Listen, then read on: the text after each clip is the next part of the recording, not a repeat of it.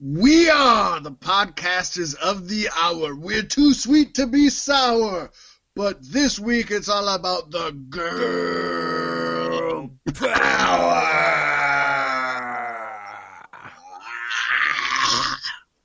Yes, we're back. A day late and a dollar short, as we often do. But we're I'm still always a here to dollar bring you short. the Ask my bill results, collectors. the news, and the previews. It's going to be a good week. I think it is a good week, and I think the women have definitely stepped up, and they have definitely raised the bar for the men. I know we talk about this a lot, and I suppose it's just the way of the world right now, not just in pro wrestling, but everywhere, that women are, I won't even say that they're stepping up for the first time. It's being noticed when they step up for the first time. Yeah. There's been women years and years and years in the making, decades and centuries, that have been stepping up, but we just don't ever talk about them. And now they're finally getting the recognition they deserve. We love it, and it's awesome.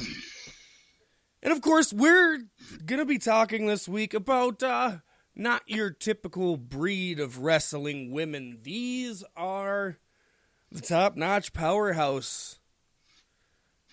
This isn't your grandfather's I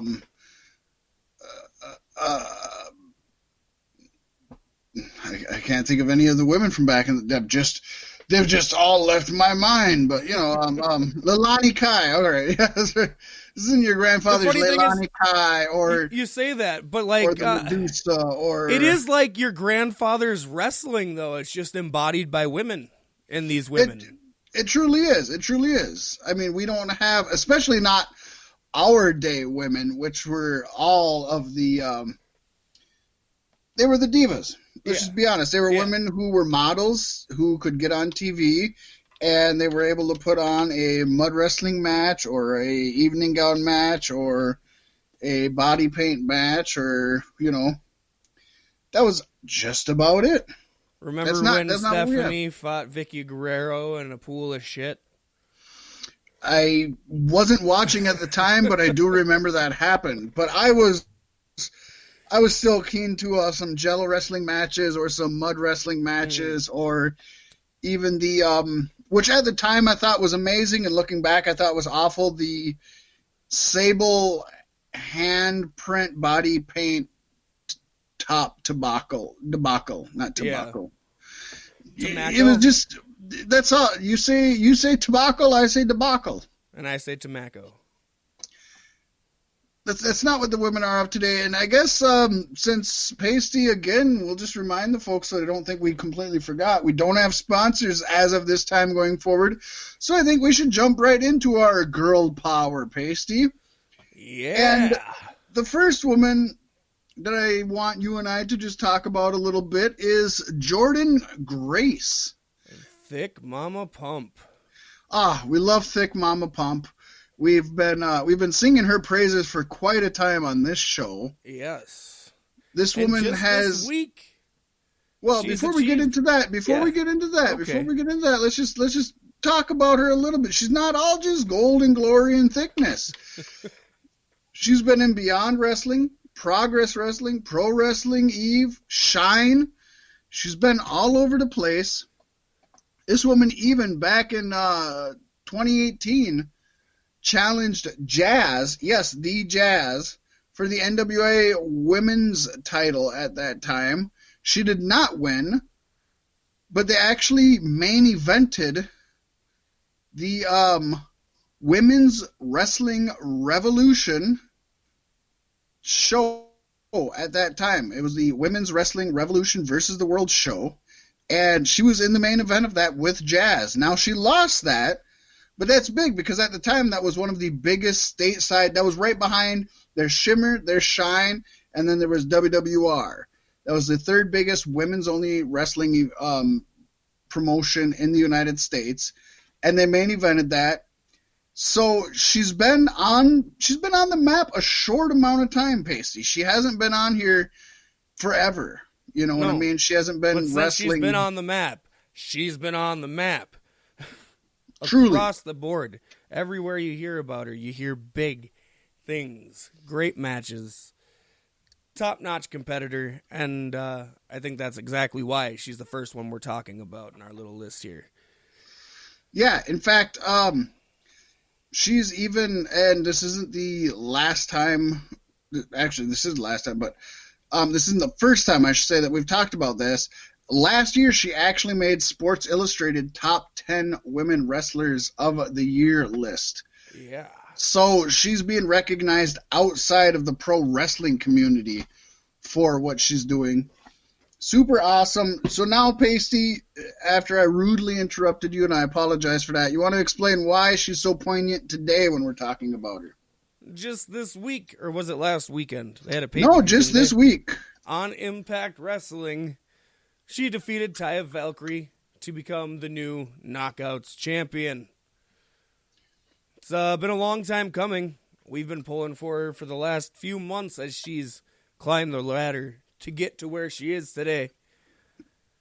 And now she's at the top. A very prestigious pile.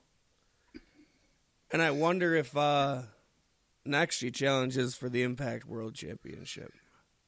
You know, with the fact that as fast as Impact's been rising back up, don't get me wrong, we ain't gonna deny the fact that they backslid quite a bit. They sunk a lot.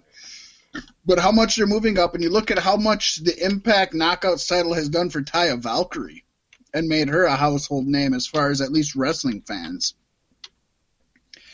I think this is awesome. This is huge. Now, Impact has their throwback event coming up, their TNA event, which is a throwback to the days of Jan when they were TNA wrestling and everything. And Jordynne Grace, everybody keeps asking her, are you going to team back up with Petey Williams and Scott Steiner? Because, of course, it was Scott Steiner, Big Papa Pump, Petey Williams, Maple Leaf Muffle. I'm talking like Bruce Pritchard. We'll get into that, folks. Maple Leaf Muscle and Thick Mama Pump Jordynne Grace. And I was surprised with what she said, but I was super excited because she mentioned a name that I was a huge fan of, and sadly, I've completely forgotten about. And she's fell off the face of the earth. In fact, Jordynne said that she recently retired at the beginning of last year. But Jordynne Grace mentioned she would love to wrestle Hamada at the event. Hamada is a former Impact Wrestling Knockouts champion and a former New Japan and I'm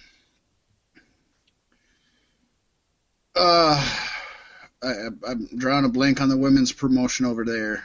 Not Shine, not Shimmer. Anyways, she's a big time Japanese wrestling female wrestler, and I thought that was awesome that she called out Hamada and was like, I would love to wrestle Hamada. I was like, that's really cool. Yeah. Yeah, it shows that she knows her roots, you know? You got to know where you've been to know where you're going. And that's why she's at the top. And Pasty, I know where we're going. We're going over to AEW. Of course, this brand is no stranger to making news, to making people sweat, to making people uncomfortable, to making the decisions you didn't think you'd make, and just for out and out, just giving people a chance you never thought would get a chance, whether it's Jungle Boy or whether it's Adam Page or whether Sonny it's the Kiss. Dark Order or whether it's Sonny Kiss. Exactly. And one of those that actually every promotion would have and has signed off other than them is Nyla Rose. We have to talk about Nyla Rose, Pasty. Yes, indeed, as this week, I guess you don't want me to blow the load early. Blow the road. This week on Dynamite, she defeated Riho to become the second ever AEW Women's Champion, and then got all up in the face of Kenny Omega like, what you gonna do about it, boy? It was great. Not only Kenny Omega, it is about the entire four roster. top competitors. Yeah, the four other women that are on AEW. Yes, we admit she's the top of a very shallow pool, but she's somebody that can hopefully, and don't get me wrong, Riho also helped elevate the pool. We hope that Nyla Rose can help bring the pool up. and we hope that this pool can grow and actually bubble into a lake and onto a bay and into a sea and then perhaps an ocean, as Impact has done with their women's division. It would be awesome to see. And yeah, she is right now the big fish in a small pond, but that's all right because she is a big fish who is in the small pond of the number 2 wrestling organization out there if you go by money and television, which is what I think everybody goes by, Pasty. Yes, I definitely think she's going to be a dominant champion for quite some time, and it'll be a world of difference for the women's division in AEW because Riho wasn't able to be there most weeks, which really put a damper on things. She's a great competitor, but if you can't be, dedicated weekly, she's too small to be Brock Lesnar. I'm sorry. Yeah, and of course she had her obligations with Stardom, which of course was the brand I couldn't think of earlier and just thought of now when you talked about Riho. So there you go, Stardom. It is a shame that Nyla Rose is getting the title at the same time that we've recently learned that Amazing Kong, Awesome Kong, the Kong, whatever you want to call her, may be retiring full time. She's realized her body is having a hard time handling this. I would have loved to see a series of matches between Awesome Kong and Nyla Rose. What if Awesome Kong was her manager? I don't think I would like that. I really don't think I would like that. I don't think... don't get me wrong, Awesome Kong is a great actress. We've seen it on Glow, so we know she's good, and we know that she has the pedigree. But I just don't want to see somebody as dominant and as menacing as her. And it's somebody who, even though I know she's a great actress on Glow, she's never been great on the mic. And if she's talking about retirement, she hasn't had a retirement match yet. No, it would be great to see. I'm sure we could see Nyla get that match.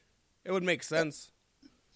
I think I know they're pulling off of the Nightmare Collective hardcore like it's not a thing anymore, and it was just like a snap of the fingers change, which is great because unlike WWE, they listen to their fans.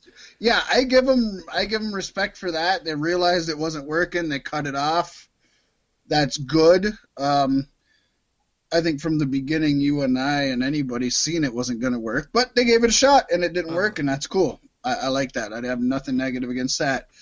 We do Nyla a disservice to not only did she just win this from Riho, this would have been on Wednesday, February 12th, but actually she's been undefeated since she lost to Riho in the tournament to crown the first ever women's champion. So that means since she lost to Riho and Riho became champion, Nyla Rose has not lost a match, Pasty, and that would be an accumulation of 156 days.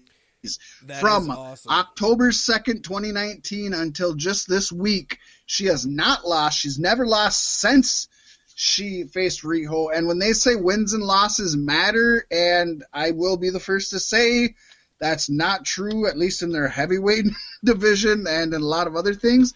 They're proving, at least in their very shallow women's division, that the woman who has never lost since she didn't get the championship won it. I think that's a beautiful story to tell. And if you just look at just that, you're saying they're telling their stories perfectly just in that one instance. Yeah, and that ranking system, it's going to take up some time to get the science down because you still have to balance out entertainment with those numbers. You know what I mean? And it's something they're just going to have to dial in over time. That's the issue that every wrestling company has always had from the beginning of time, is if you want to make it legitimate, it's hard to make it legitimate and have the entertainment value. Unless you're long-term planning shit. Yeah.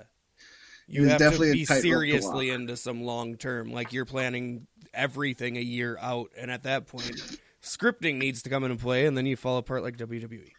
Now, Pasty, Fat Mac is going to get into a little bit of the personal issue with this, and I think most people who have listened to this know my feelings about this. I am super supportive of it's so her being disgusting to me that for every one positive post I read this week, I read probably 15